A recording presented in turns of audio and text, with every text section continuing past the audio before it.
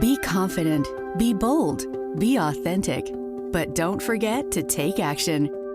This is Ordinary to Badass, where our stories empower women to step into the spotlight of their own lives and pursue what they're truly passionate about. It's time to step into the arena and become more than just extraordinary. It's time to become a badass with your host, Marie Sonneman.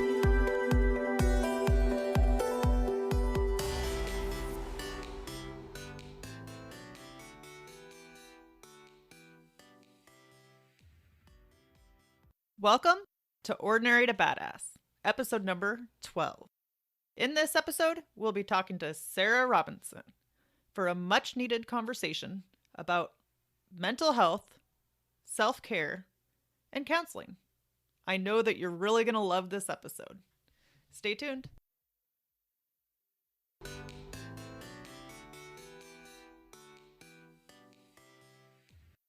Welcome to Ordinary to Badass. Whether you're ordinary or badass, I'm glad you're here. Today's guest is Sarah Robinson. Sarah, thank you so much for being here. Thanks for having me, Marie. I'm so happy to be here. First off, before we go any further, I have got to ask you, do you consider yourself to be ordinary or badass? Can I say both? Yeah, explain. Yeah, I feel like a very ordinary person. I think all of us have that kind of inner badass in there somewhere. And we're also very normal and very ordinary. So I think that sometimes I, get so focused on like my ordinariness or my regularness that I forget like that there's greater stuff inside of me. But then also I think sometimes it's a good reminder that it's like, oh, like everybody's just really normal. Like no matter how famous or well-known they are, they're just a normal person. So yeah, a little bit of both. So what do you do to tap into your badassness? I think you're a badass. Oh, thank you. I think the biggest thing for me has been getting in touch with the things that I've struggled with.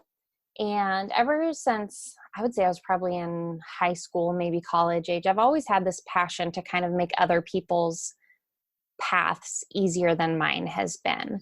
I've dealt with a lot of mental health issues. I've dealt with a lot of relational issues, and I was involved in ministry as a youth pastor at the church. And there were just all of these different things that I did in my life that just weren't easy. I mean, life's not easy, but they didn't happen and look the way that I expected them to, or that I'd kind of been taught that they should.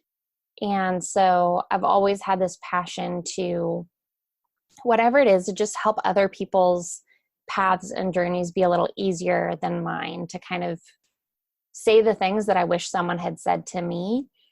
And I think honestly, that has been the source of my greatest impact, just really kind of leaning into my own places of brokenness and my own places of insufficiency and not enoughness, and sharing what I've learned out of that. So is it through helping others then that you feel like a badass? Yeah, I would say for sure. I think that, I don't believe that like everything happens for a reason, in the sense of like, there's some divine being like God or someone who's like, you know what, like you really need to learn some patience. I'm going to put you through a hard time. I don't believe in a God like that. But I do believe that we can assign purpose to our pain. And the best way to do that is to help other people. So I totally want to dive into that in a little bit, assigning purpose to your pain. But can you tell us a little bit about you first? Yeah. I live in Nashville, Tennessee, with my wonderful photographer husband. I am a writer and a speaker. I love anything and everything creative. I'm currently doing the Inktober challenge and doing some drawings around mental health. And yeah. What else do you want to know? I've got to tell you, I've seen your drawings on social media and I love them. So Thank impressed. You so much. That's actually been an area, I know like you talk a lot about confidence on this podcast. That's been an area that's been really scary for me because I wanted to study art in high school and college, and I did a little bit. I took some art classes, but I stopped college after my associate's degree and never went back. And so I felt like I didn't really learn the way I wanted to. I didn't get the art education. And then my sister, who's had way more practice, and so her drawings are just way better than mine, was like, let's do this project together. So yeah, it's been a big stretch for me. I'm not doing it every day. For those who don't know, Inktober is a challenge in the month of October where you draw something, ideally just with ink, and publish it somewhere every day. So I've probably done like 4 or 5 posts so far, but yeah, it's a cool way to kind of stretch some creative muscle and some confidence, and then also kind of share some things that I've learned and hopefully help some people as well. So is that like a Facebook challenge, or what is that? It's just a social media challenge in general. Some people post on Facebook, some people post on Instagram. I've put it up both places. There's probably like Reddit channels, subreddits, I guess they're called, and all of that. You know, there's tons of places online that people post it. Okay, cool. So let's talk a little bit about your blogging journey. Can you tell us how long you've been blogging and what it's about that you do talk about? Sure. Well, my current blog, I started 4.5, 5 years ago, something like that. I have blogged on and off for about 12 or 13 years, but I always had this tension of like, I want to write these things to help people, but I'm scared to tell my story. So I'd like make them private, or like I'd make them public, but then not tell anyone about it, so no one ever read them. But, you know, 4.5, 5 years ago or so, I just kind of decided like, hey, it's time to invest in this. So I started writing, not really sure what I was going to write about. I called my site Beautiful Between, thinking that I would just talk about when we're stuck between in that tension between like where we are and where we want to be. Like I call it the now and the not yet. And at that point I was single, I'd moved to a new city, was starting a new job, had all these dreams, and life wasn't looking the way I thought it would. But I really believed that you could still have a good and beautiful life right in the middle of your mess. And so I started, you know, just kind of sharing stories about my life and what I was learning. And then bit by bit, I started kind of letting out little pieces of my own mental health journey, particularly as it has intersected with faith. And that started to gain some traction. I started to kind of build some community around that. But it was a very slow growing process until in the summer of 2018, just after Kate Spade and Anthony Bourdain had both died by suicide, I wrote an article about suicide and what it's like to be a Christian who has struggled with depression and mental illness so severe that legitimately seems like the only option. And I thought a few more people would read it than usual, but it reached a lot of people. And so that obviously became it was like a spotlight saying like, this is such a big need and people connect with the way that you talk about it. This is something you should do more of. So since then, I've really put probably the majority of my energy on talking about the intersection of faith and mental health. So have you struggled with faith and mental health, and kind of what's the struggle? Yeah, absolutely.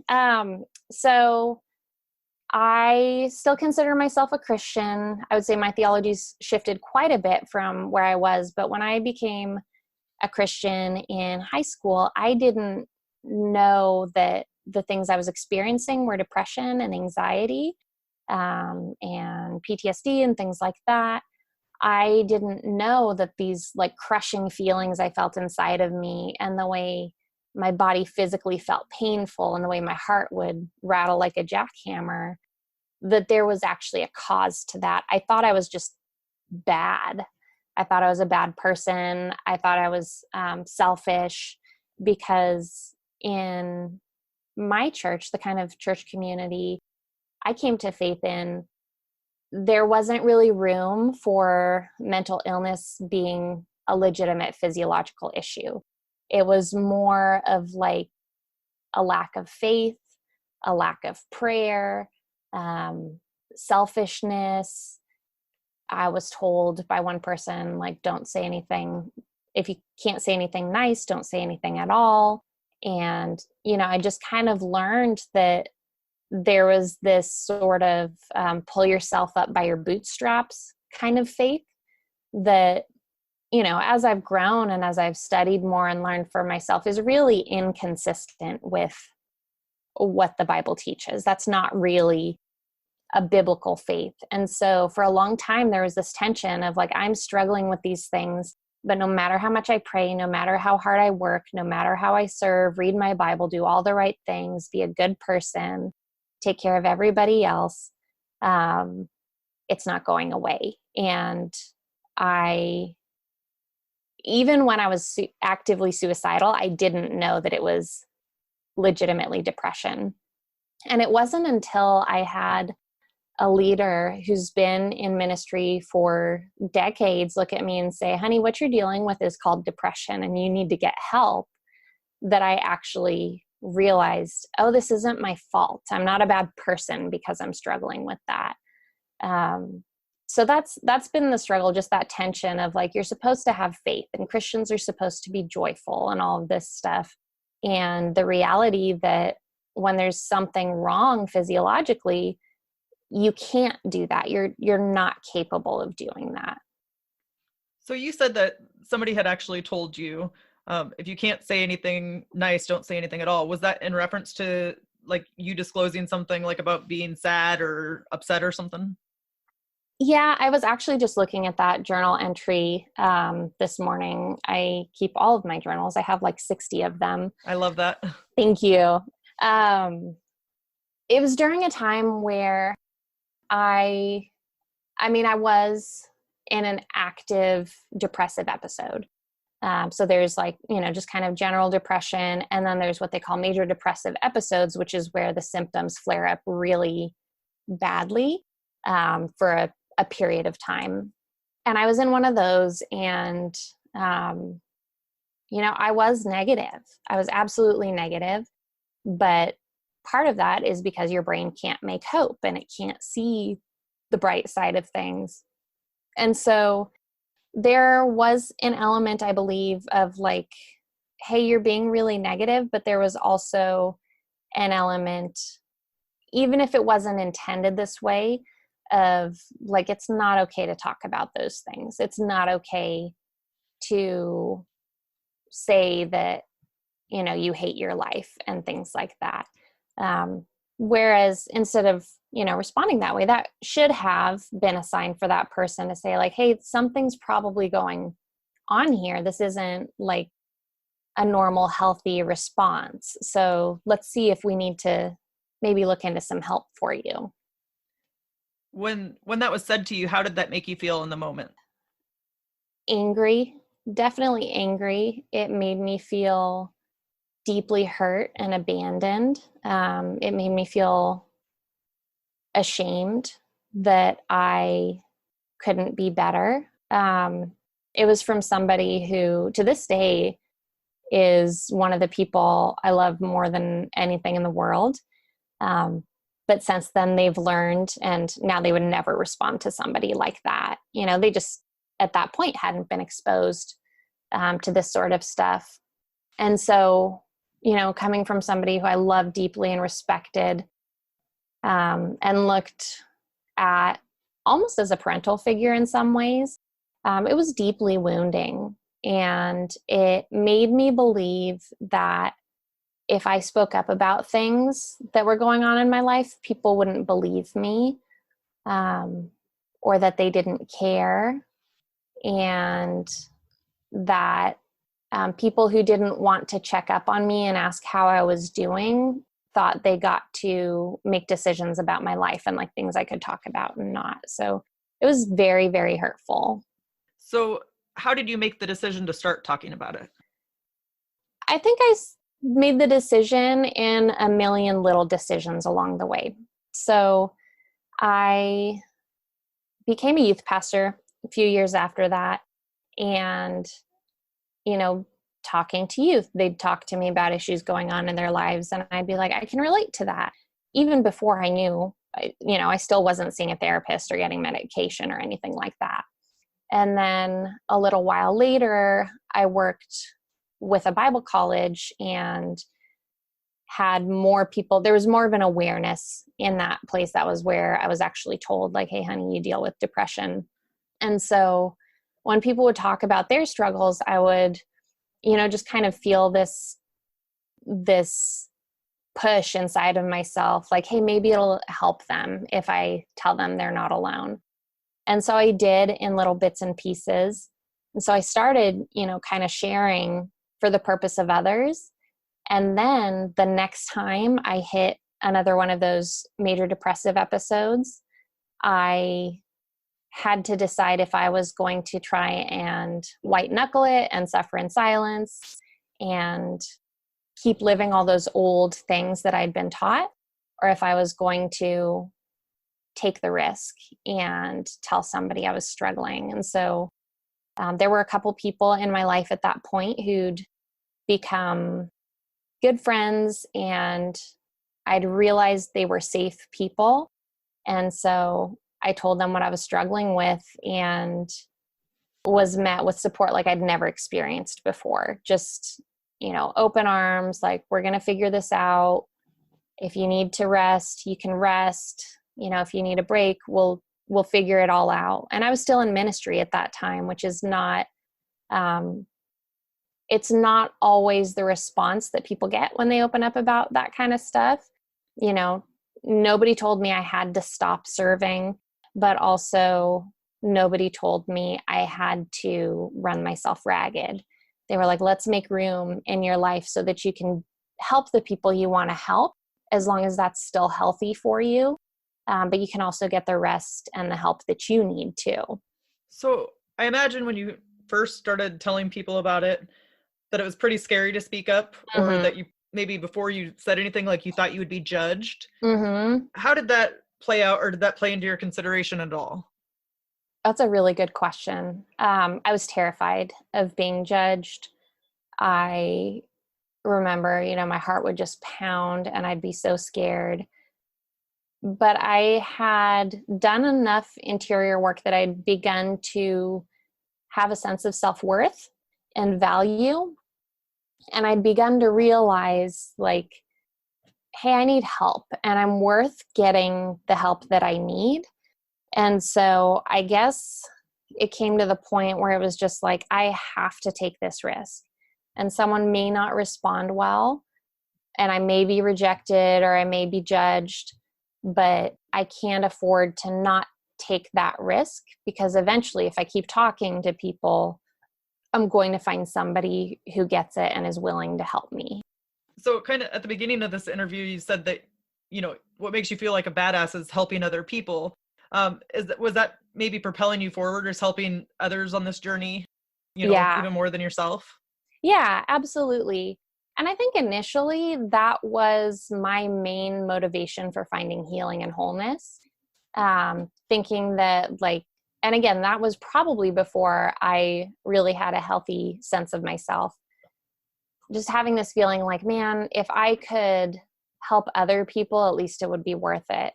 And that got me started, but eventually getting to the point where I realized, you know what, even if it never helped anybody else, I'm still worth the work and whatever it takes to get better.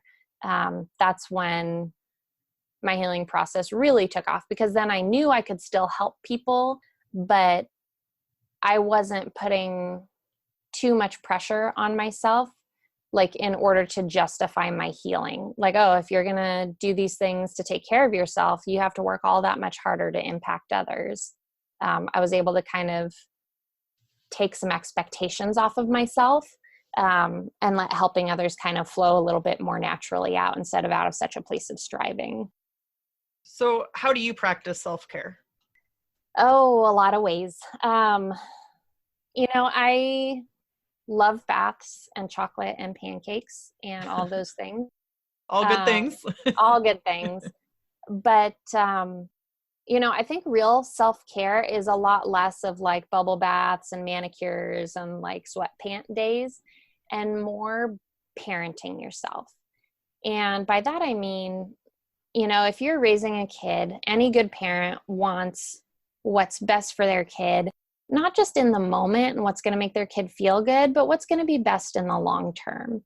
And so good self-care or good care for a child is making sure they go to bed on time, even though they're like, I want to stay up and watch SpongeBob, or like making sure they're eating a healthy and balanced diet, making sure they're not watching things that are not appropriate or healthy for them, or reading things, making sure that the relationships they're in are healthy.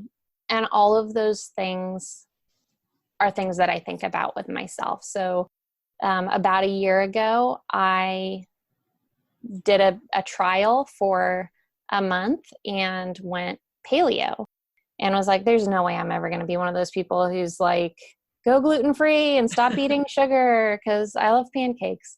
They're seriously my favorite food. But I felt so good in that month. I quit having panic attacks, which I was having, like the kind that take people to the hospital because they think they're having a heart attack. I was having those regularly. I quit having panic attacks within a few days of when I stopped eating sugar. And I was like, shoot, I love me some pancakes and stuff, but like, it's not worth it.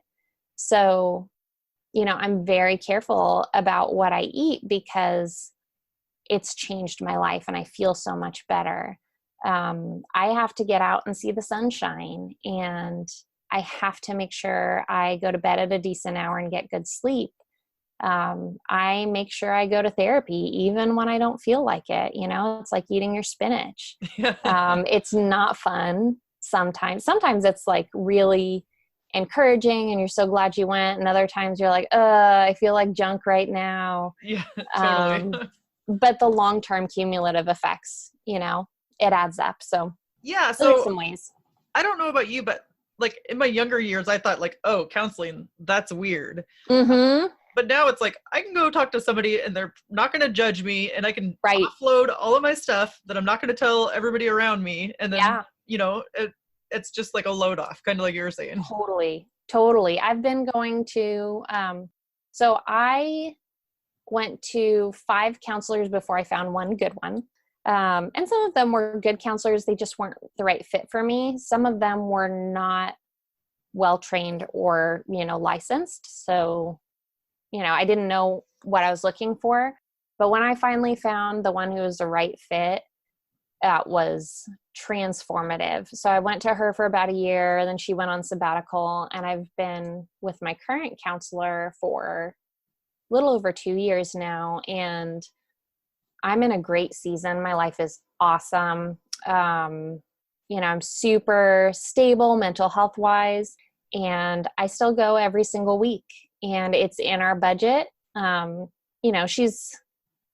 She does see people on a sliding scale. A lot of counselors have sliding scale options. So if finances are an issue, there's a lot of affordable options available for counseling. But I go every week, and sometimes I just talk about my marriage, or sometimes I talk about the book I'm working on, or sometimes I talk about some mindset issues I'm running into, or, sometimes we just talk about whatever random things on my mind that week. But the work and having someone who's not going to tell your secrets to anybody else in the whole world, who's totally safe and can just like reflect back to you and be like, hey, this is a really normal and human response.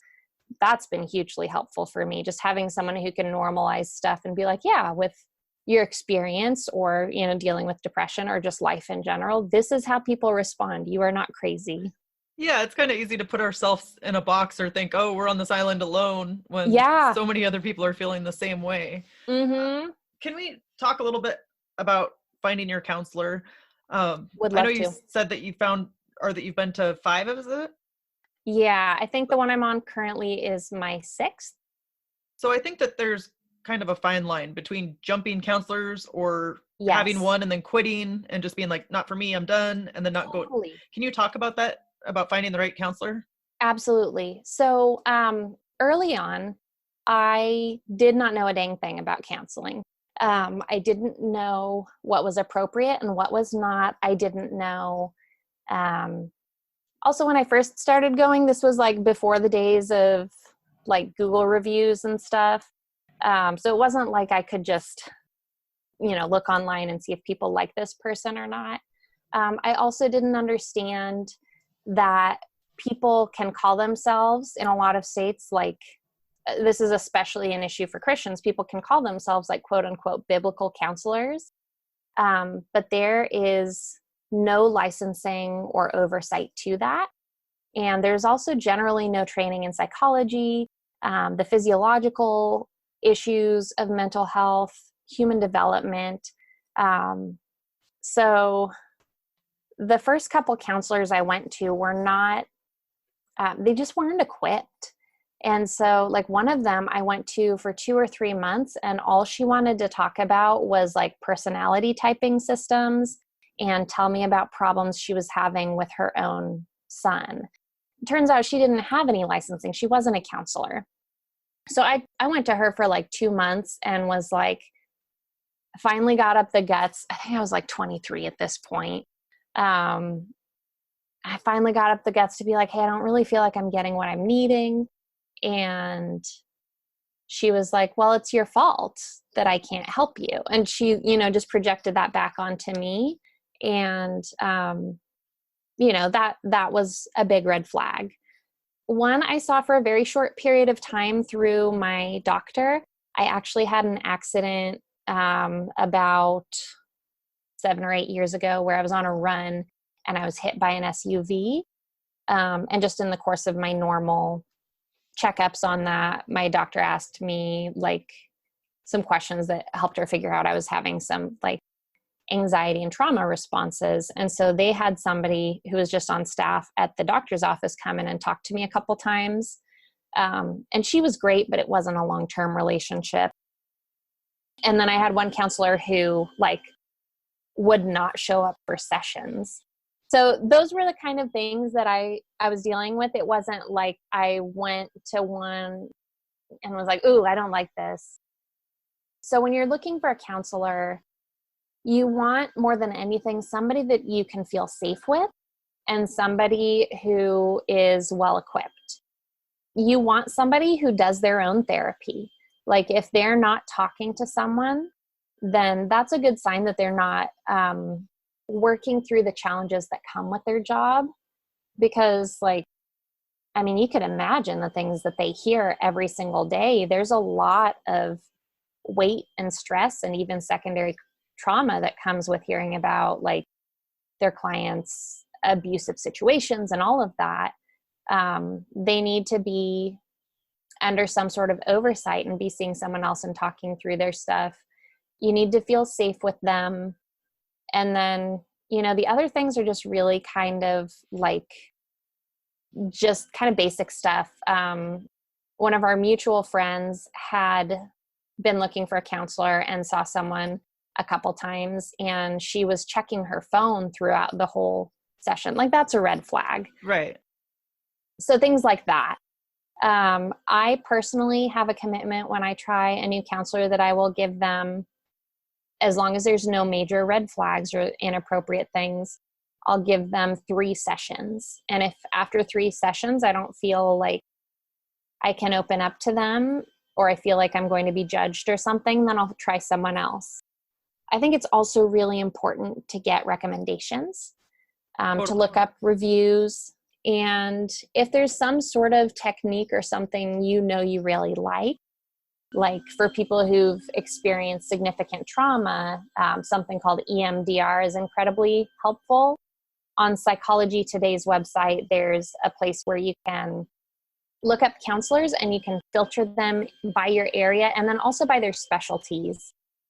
So including, EMDR or cognitive behavioral therapy or male or female or what their religious beliefs are. So those are some things. And then just to be willing to try a few and just being committed to the process. So I've heard people tell me they don't want to go to counseling because they don't want to be forced to take medication. What would you say to that? Well, counselors do not prescribe medication. And a lot of people do really well just with going to counseling. So counselors in the US usually have a master's degree. Sometimes they have a doctorate. But if it's in like psychology or social work, they're not allowed to prescribe medications because they're not medical doctors. A psychiatrist or like your family doctor would prescribe medications.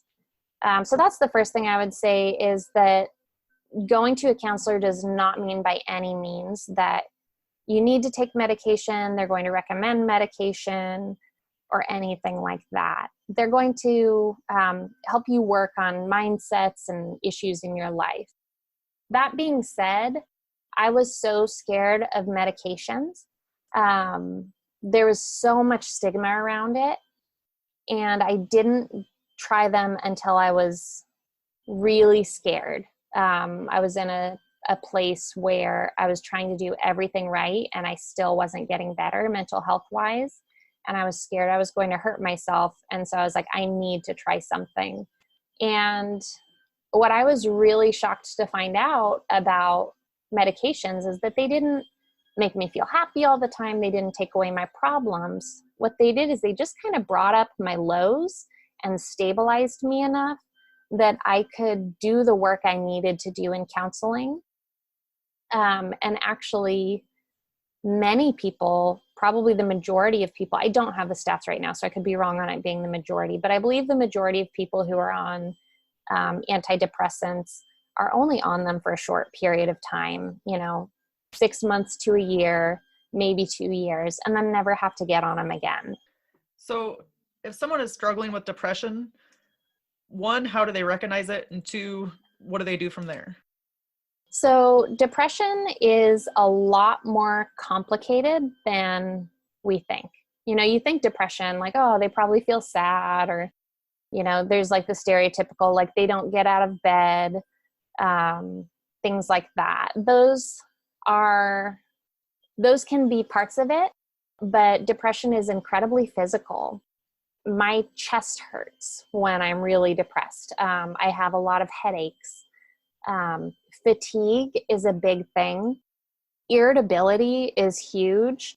Kind of the medical diagnosis looks at your symptoms over a period of 2 weeks. So you generally have at least 2 weeks of a low mood, and then like fatigue, sleeping too much or too little, eating too much or too little, chest pains, headaches, things like that. If you can't get excited about anything in your life, that's a good sign you're depressed. I remember a friend asked me one time, like, what are you excited about right now? And the only word that came to mind was sleep. And I was like, I need to see my doctor. The first thing I would recommend doing, if you suspect that you are dealing with depression, I would go to a doctor and get a diagnosis. They may recommend to prescribe you medication. They'll talk to you. If it's a good doctor, they'll ask you some questions that are going to be uncomfortable to answer. They'll ask if you think about hurting yourself, or have you hurt yourself? Have you thought about hurting anyone else? Be 100% honest, because that's the only way they can help you figure out how serious is this. If you have insurance, they can actually write a prescription for therapy. And you can either find a therapist that takes your insurance or pay out of pocket and then submit the receipts to your insurance, and they'll reimburse you. And they can recommend some good counselors and therapists. So I would start with a family doctor. If you, think you just want to try counseling, which I think everybody should be in counseling. I agree. Like if you're human, you've had enough stuff go on in your life that you should talk through it with a counselor. And you could just clear out old baggage or kind of get rid of it so you don't hang on to it forever. Oh my gosh, yes. I'd start asking around, like, hey, I've kind of been having a hard time. thinking about talking to someone. Do you see a counselor? Do you know anybody who does? It seems awkward to be the person to bring that up, but I've found that when you start talking about it, other people around you feel a lot more freedom. Yes.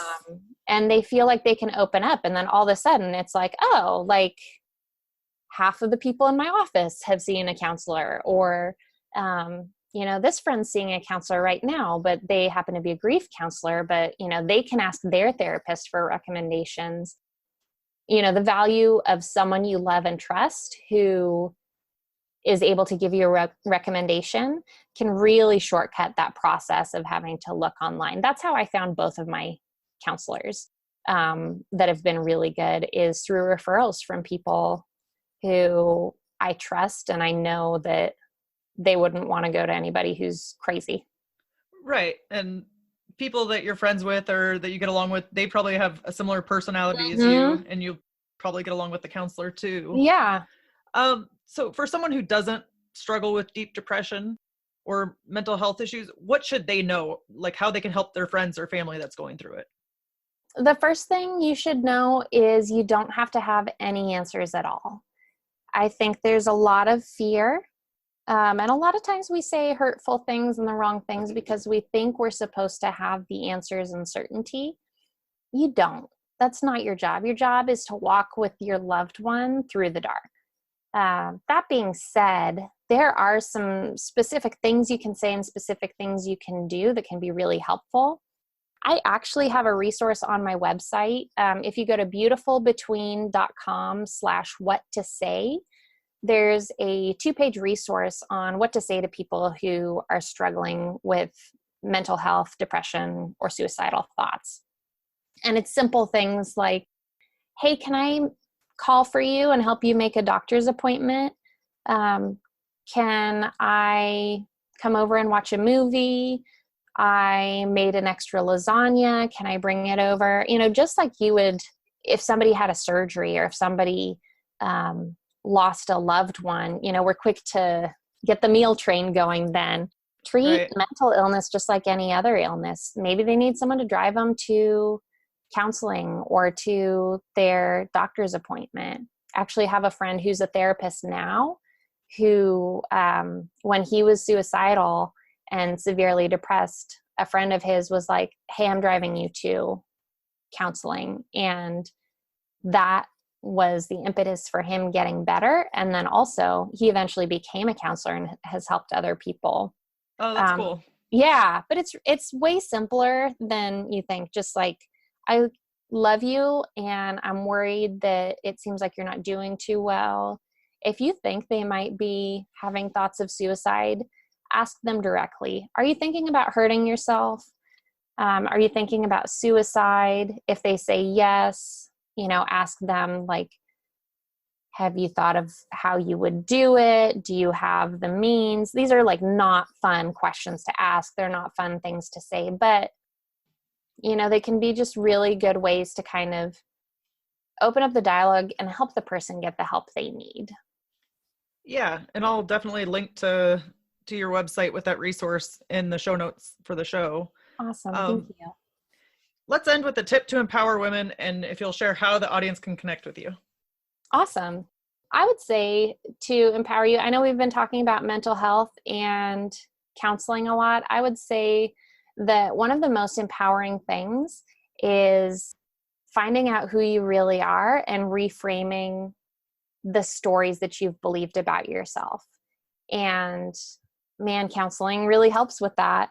But looking into your life and looking into areas where you felt really disempowered and really maybe oppressed or taken advantage of or powerless, and seeing the ways that your strength allowed you to survive and the ways that you learned from that lesson, or the ways you escaped a hard situation and made a better life for yourself and your family, you begin to see yourself as the overcomer that you are.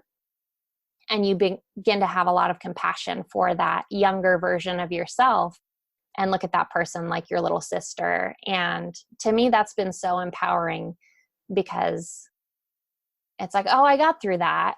And I wasn't like an idiot, you know, I Right. thought I was beating up on myself then, but there's a good future ahead for that girl. And now I have the confidence to know there's a good future ahead for this girl, even when things seem hard now. I love that. Thanks. And how can we connect with you? You can find me on my website, beautifulbetween.com. I am on Instagram and Twitter. It's a little bit hard. So my name is at Sarah, SarahJRBNSN. That's Robinson, which is my last name without the vowels. So yeah. Okay. Yeah. I'll make sure to link to that. Thank you so much, Sarah. You have been a total badass, and I've enjoyed having you on the show. Thanks so much. It's been good to be here. And with that, we'll end our show. To all the badass women out there staying in the arena, wherever you are, whatever you're doing, own it and get after it. Thank you for listening to this episode of the show. As a newer podcaster, I would be so grateful if you went over to iTunes and left a review. That way, people just like you can learn about the show and become a listener. Also, I would love for you to screenshot your review and send it to me over on Instagram at Ordinary to Badass. So that way I can make sure to thank you. I'm so appreciative of you. Talk to you soon, friend. Now that you've listened to this episode of Ordinary to Badass, we want to hear from you. Go to our website, ordinarytobadass.com/podcast, and submit your own experience on how you took your life from ordinary to badass and get the chance to be on a future Spotlight episode of the show. That's ordinarytobadass.com/podcast. While you're waiting for the next episode of the show, wipe off the sweat, dust off the dirt, and get back in the arena.